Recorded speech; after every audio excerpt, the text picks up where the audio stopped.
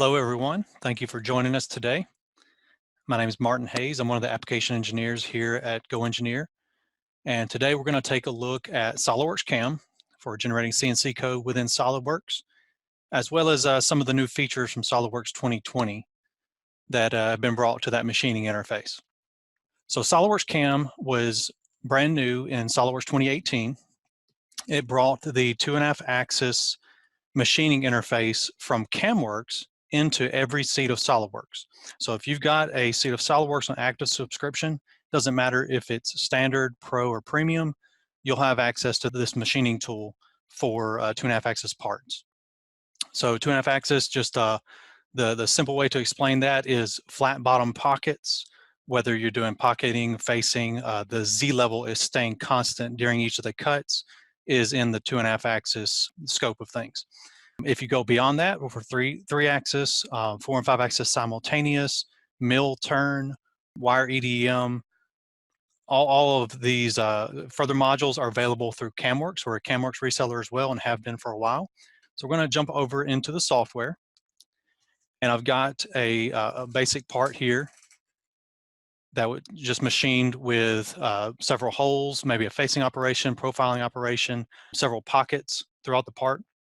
And I want to take a look at the process that you go through for using SOLIDWORKS CAM to add and generate tool paths and generate the G-code for machining a part like this.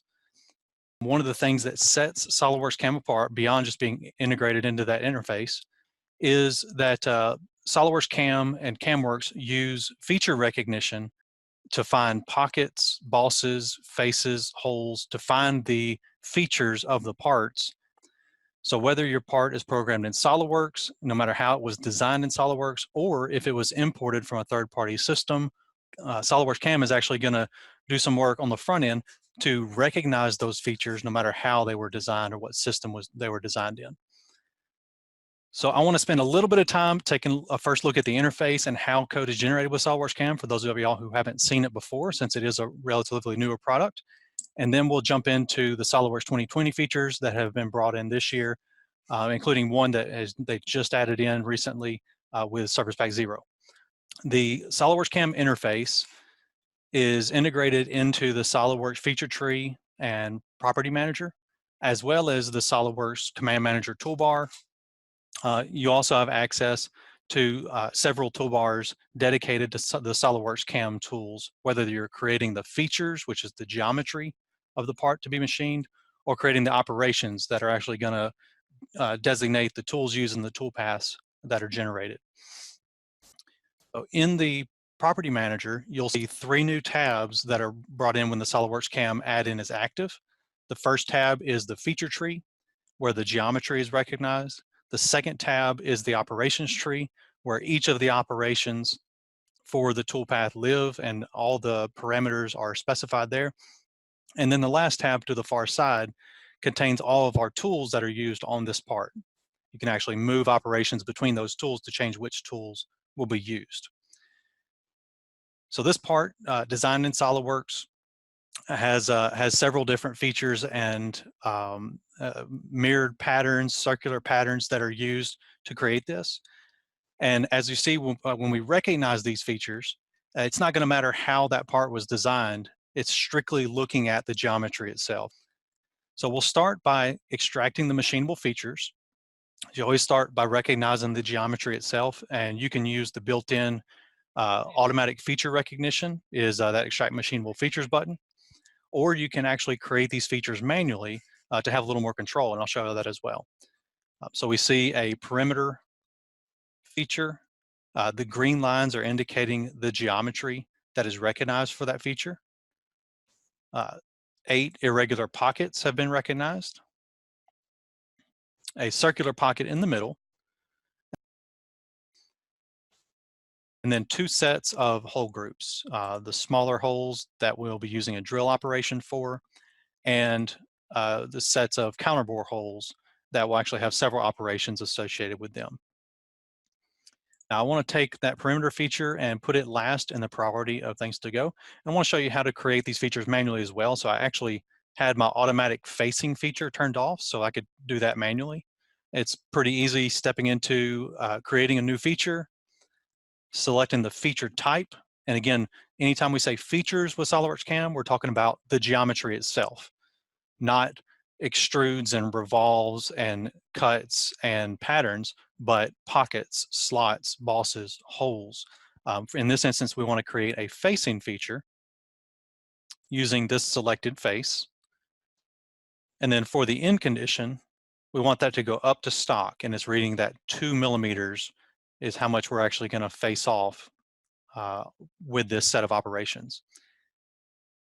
Now, I said the features is the geometry within SOLIDWORKS CAM, and we want to be able to generate the operations to machine those features. It might take several operations to create a single feature, or like with this facing feature, we can actually use a single face mill operation to machine that to generate the toolpath for that. Strategies are what connect those two worlds. So SOLIDWORKS CAM uses a built-in database that's actually customizable, and you build your best practices into the database that's in the background, and you have a selection of strategies that you might be able to use for different ways of machining that geometry. And I just want the basic finish strategy that's going to give me a face mill operation using a large face mill tool. So I'll click OK here. That creates our face feature. And just like within SOLIDWORKS feature tree, drag and drop to reorder any of these features. And once all the features have been recognized, we will go ahead and click Generate Operation Plan. And what that will do is beside each feature, in brackets, there's a strategy listed that will be used for that feature. Examples are like the finish operation, the finish strategy we saw for the face feature we created, rough, rest, and finish, which is going to be a 3 operations used to generate each of these pockets. One with a larger tool roughing it out, then a medium tool roughing out the remaining, kind of a rest machining operation or work in process. And then a finish will be a contour operation that finishes out those walls with no allowance. Just like we have for our pockets and our facing operation, there's a strategy for each of the hole groups. And our basic strategy is just called a drill strategy. But you'll see if we go into the parameters for these hole groups, there's drilling, boring, reaming strategies that each will have a different set of operations recognized for those. So by generating the operation plan, we use those strategies to create the operations for each of the features. And I'll go ahead and generate the toolpath for each of those operations just with their default parameters, so you get a nice visualization of what we've done so far. So the facing feature that we created has been assigned a face mill operation with a 60 millimeter face mill tool to run across the toolpath. You'll see I'm actually getting 2 passes, and it's using the full extents of the stock to machine that out. Then for each of the pockets, we have a rough mill operation with a 20 millimeter flat end, a secondary rough milling operation with a 10 millimeter flat end, and then a 14 millimeter flat end comes into contour for a contouring operation to take away the allowance that was left over from the roughing operations. So we'd expect to see 1, 2, 3 operations for each of these features. And as we step through the larger pockets, each of those does have those 3 operations. And you'll notice with the smaller pockets, it's actually recognized that we can start with a 14 millimeter flat end, and then it goes ahead and it assigns a 7 millimeter to do a rest machining operation. But because there was no material left over, that's why those are still pink. Any operations that show up in color highlighted indicates that there's no toolpath for those operations. So we know for each of these smaller pockets, the secondary roughing is redundant. So we can go in and either delete those operations or suppress them using commands very similar to what we're used to working with SOLIDWORKS. So in this case, I've suppressed those extra rough mill operations. So we'll have 2 operations for each of the smaller pockets, both done with a 14 millimeter flat end. And then we notice we've got a rough and contour set of operations here that actually failed to generate toolpath for that as well. So we're roughing in this circular hole in the center of the part, leaving a 0.25 millimeter allowance. And the contour mill operation has a warning beside it. I'll go to what's wrong, and it's actually unable to compute a safe lead-in. So the defaults were actually a little more aggressive than we would want.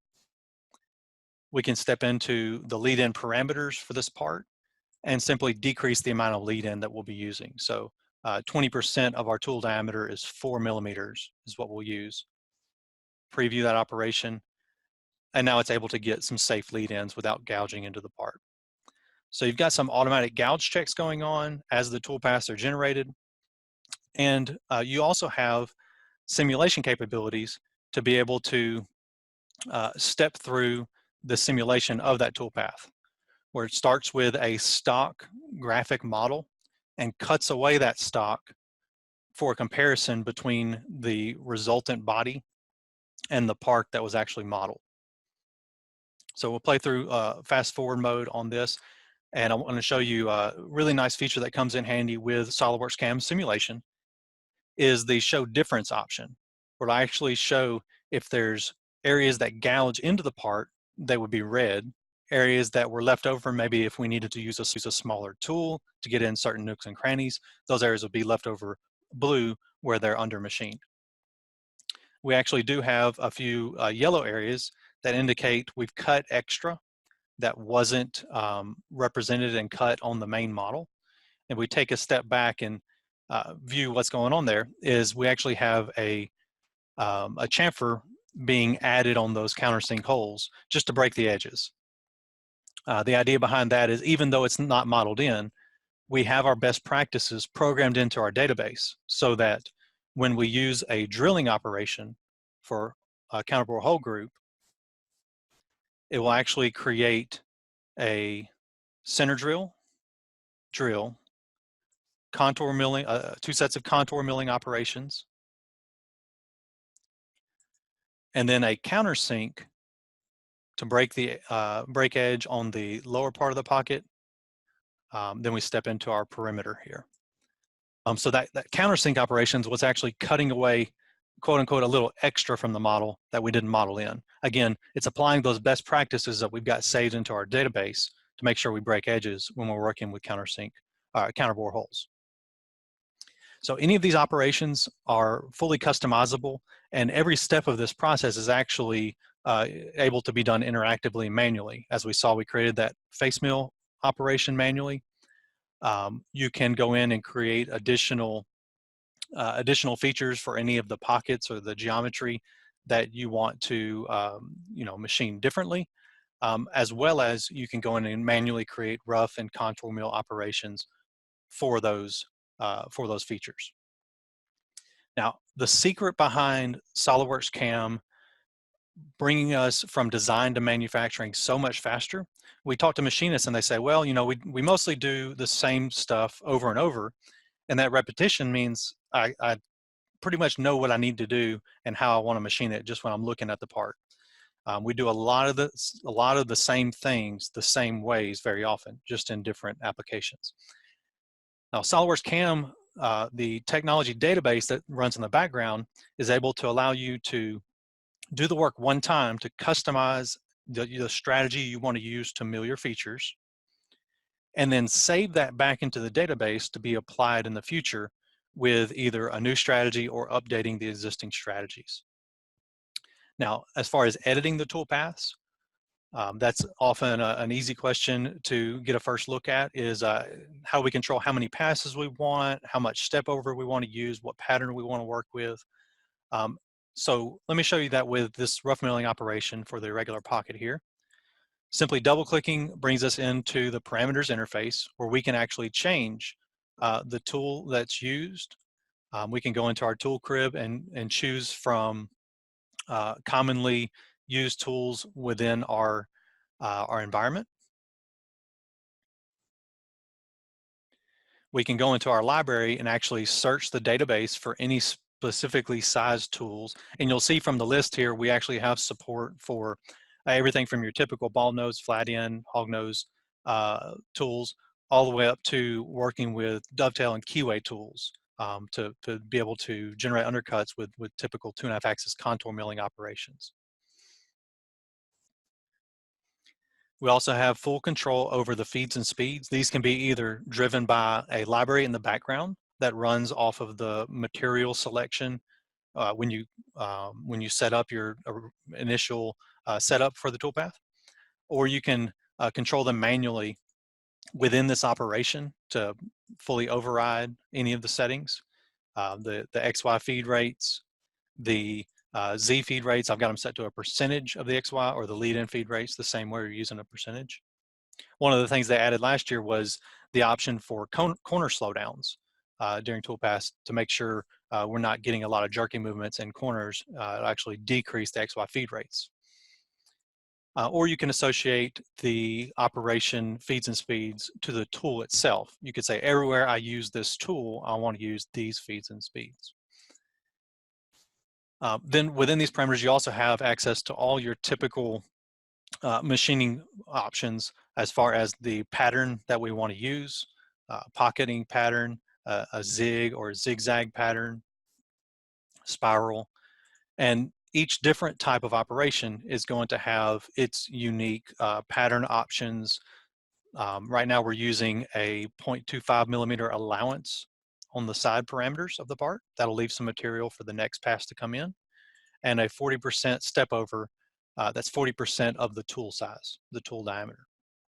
The depth parameters are controlled either based off of the tool diameter or based off of an absolute value. If we wanted to put in exactly 15 millimeters for each cut, that can be programmed in there. So you have very comprehensive options on everything from what the toolpath is going to look like, what your rapid planes are going to be. We saw earlier with the contour milling operation what the lead-in and lead-outs tab options look like for that. There's optimization built in, so it's either going to choose to machine areas in a grid pattern, or optimizing for the shortest path, working inside to out or outside to in. And then there's actually a posting tab where your post processor can be set up to give you any additional input you need to be able to run your machine. Options for a contour milling operation will look very similar, but they'll have their own dedicated set of tools unique to contouring and controlling lead-ins and lead-outs. Now, any changes that we make on this toolpath, for instance, if we wanted to go in and add extra couple levels of cuts, instead of running at 50% of the tool, maybe we only want to cut 25% depth of the tool. There's a preview option, so you can immediately get a preview of what that toolpath is going to result in before you push OK and actually save that back into the toolpath. Within this interface, the preview interface, we also have access to simulating or stepping through the toolpath to be able to visualize the movement of the tool, or just like we saw with the overall simulation, we can actually simulate that individual toolpath to get an idea of are our lead-ins and lead-outs accurate? Are we missing? Are we using too big of a tool and missing certain areas? I'm just going to cancel out of those changes there. But that's kind of a first look, real quick run at the SOLIDWORKS CAM interface and how we're able to generate that CNC code from built in into the SOLIDWORKS environment. From there, we simply post-process out the code, and that will generate our text file or whatever file extension your post-processor is set to use. And SOLIDWORKS CAM actually comes built in with several post-processors. Of course, we have more available in a library, and if you require a custom post-processor, we have a team that is dedicated to post-processor development.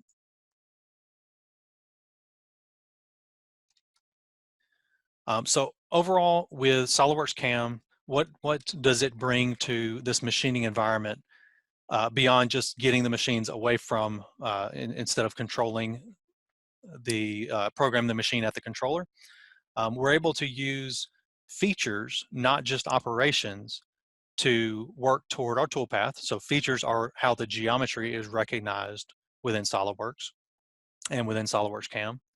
That's using that feature recognition from the CAMWorks engine. Or we can create those using IFR, interactive feature recognition. We can actually create those features and operations manually. And then we're going to use the database to apply our own best machining practices to those features to generate the operations. Again, if we're doing the same things the same ways, certain size pockets, we use this set of operations and these tools, why not push that back into the database so it can learn our best practices? Then we make sure everybody in the shop's using the same best practices, and it makes onboarding new machinists or new designers a lot more streamlined process because all the best practices is built in there. Another benefit of this being built into SOLIDWORKS is for the designers who aren't necessarily the ones machining it, they can see kind of an example of what it's going to look like for their parts to be machined and if they're machinable. And then because all this is built into SOLIDWORKS, it's going to be able to automatically adjust to the design changes. So if we go back to our SOLIDWORKS feature tree and we adjust the overall size of our top level boss extrude, I'm just going to increase the overall radius of the part. Let's say we go to 120 millimeters. With a rebuild in SOLIDWORKS, the next time we step into CAMWorks, SOLIDWORKS CAM, we're going to get an option to update the CAM data based on those changes made to the geometry. And what this means is for each of those pockets and bosses and holes that have moved or been resized, not only will the features update, but the operations and the toolpaths themselves will update as well.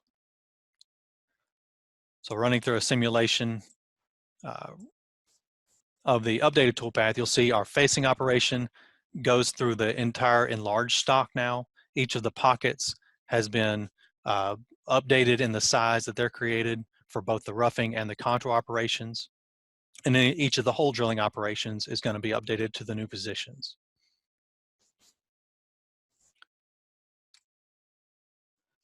So that's our first look at SOLIDWORKS CAM, machining, generating machine code inside SOLIDWORKS. Now I want to take a look and show you what SOLIDWORKS CAM 2020 is bringing to the table. So we've added a new type of operation in for probing operations and tools.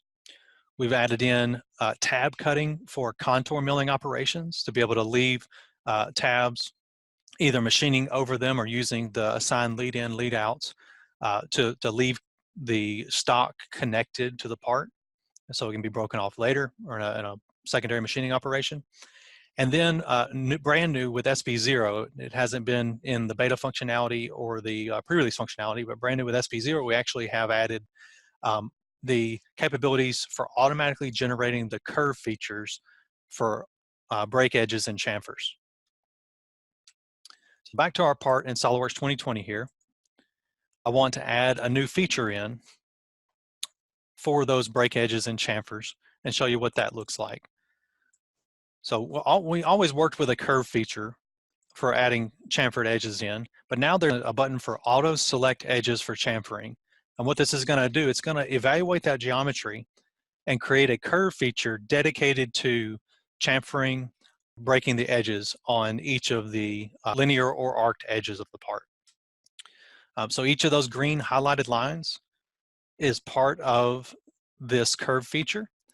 And in the past, each of those edges, and so here we're looking at maybe 80 or so edges. Each of those edges would need to be selected either in groups of chains or individually. So we'll go ahead and assign the depth in condition, confirming which side the tool is cutting on those edges. We'll accept that. And what that's done is it's created a curve feature for us to be able to come in and break those edges. Notice the strategy is edge break. I'll go ahead and generate operation plan for that toolpath and generate the toolpath as well. And if we step through this contour operation that's been added in, you'll see let's go through a slower speed here. Now we've got our tapered end mill that we can actually go in and break each of those edges with. Again, this was always done with a curve feature, but in the past you had to select each of those edges individually, and it always required that manual step of adding that curve feature in.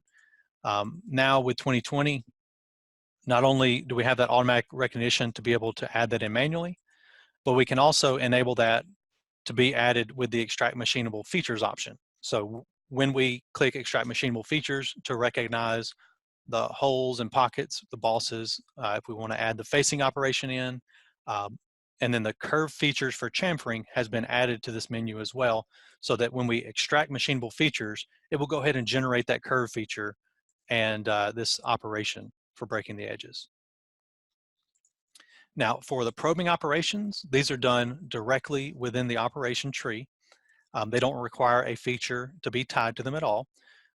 You simply right-click and add in a probing operation, or use the command manager button that's been added. So I want to start out with a probing operation to recognize the size of my stock. And so we've added in probe tool, a new tool type with 2020. And there's a simple database that comes with these initially. Of course, you can always add new tools to your database, including these probing tools. And within the probing tools menu, you'll see the many different types of probe operations that we can call for. So a single face operation, a web operation with multiple faces. We can set it for a pocket, a boss, or a bore, which is going to do 4 points. Or we can do a 3-point boss, which is really good for incomplete circles or arcs, to be able to step into a 3-point. But by default, this is set to an automatic option. So for my XY probe calibration, I'm just going to leave it on automatic. And as I make my selections, it will populate those selections and adjust the type to single face, depending on how many selections I create. Within the menus, we can control the clearance that the operation comes in. I'll go ahead and preview it so we can see the clearance, as well as the over travel of how far are we willing to commit the probe to find that face. And then we can also actually update our G54 offsets with this probing operation automatically through the code here.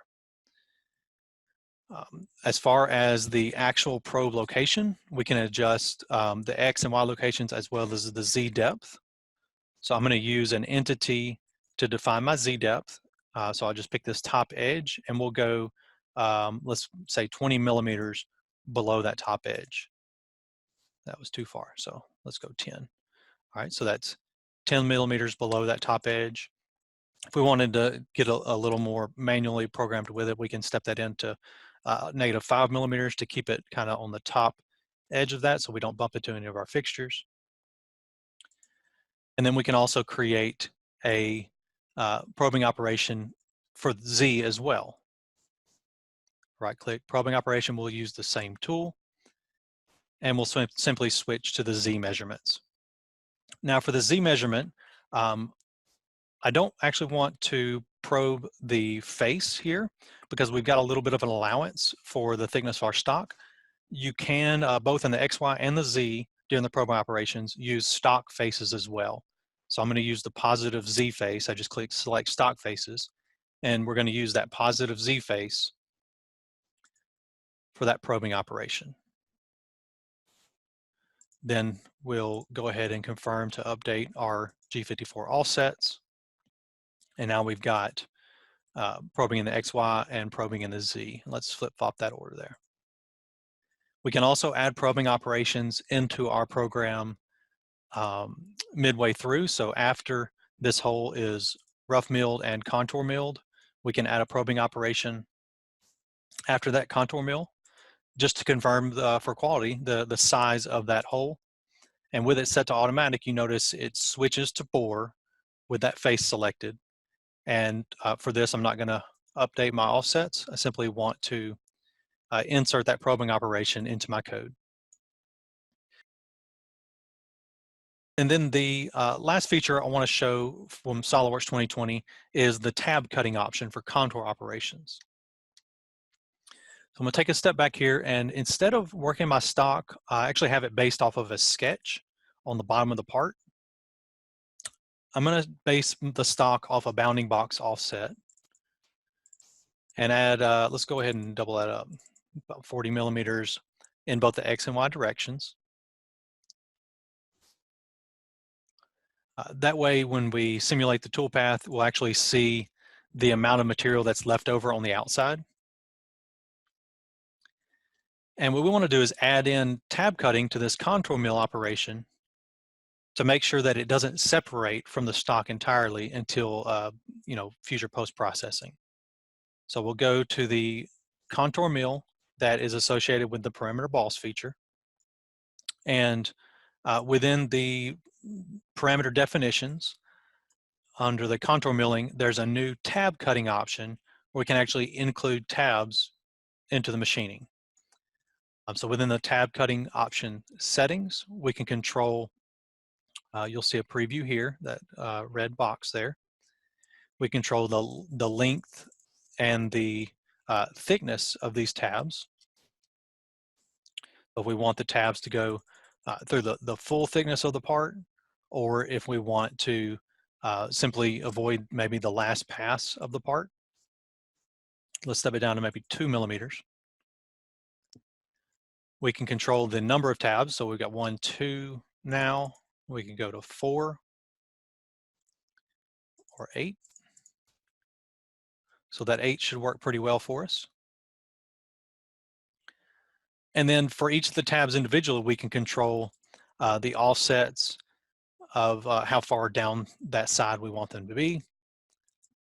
We also got options for recognizing minimum segment length to add the tabs onto, minimum arc radius to control where on arced faces those tabs can be created. And then lastly, you have the option to choose either using the operation lead-ins and lead-outs, feed over the tabs, or retract entirely to the clearance plane over each of the tabs. So I'm going to keep it on that operation lead-in and lead-out, and let's get a preview of what that operation is going to look like now. So it is going to go ahead and give us those 2, 3 in complete passes, and then on the final pass, it'll actually leave those tabs in, and we can simulate through that before we accept it. So those tabs might be a little small after compensating for that lead in. So let's go to our settings and just up the length of those tabs a little bit.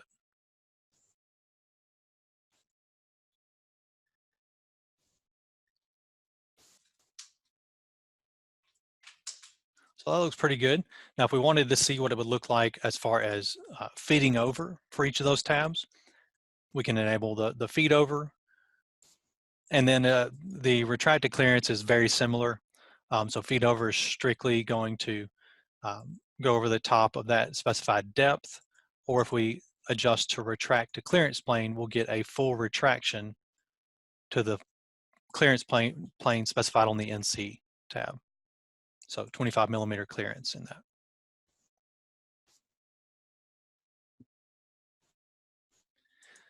So in the past, without the option to be able to add tabs directly into the contour milling operations, you would have to either cancel the full depth of those machining operations, or actually model those in. So if you think about the steps it would take just in SOLIDWORKS to actually go in and model each of those tabs in. Now I'm already seeing an indication here that I've overlooked something. I probably don't want to probe those sides in. And so that's why the simulation is so beneficial, is because we're actually stepping through and running the toolpath digitally before we get out and, in that case, break a probe tool. So SOLIDWORKS 2020 brings some great new enhancements with SOLIDWORKS CAM, adding those probing operations, tab cutting, automatic chamfers. different things that in the past would require workarounds or manual additions and editing the code afterwards.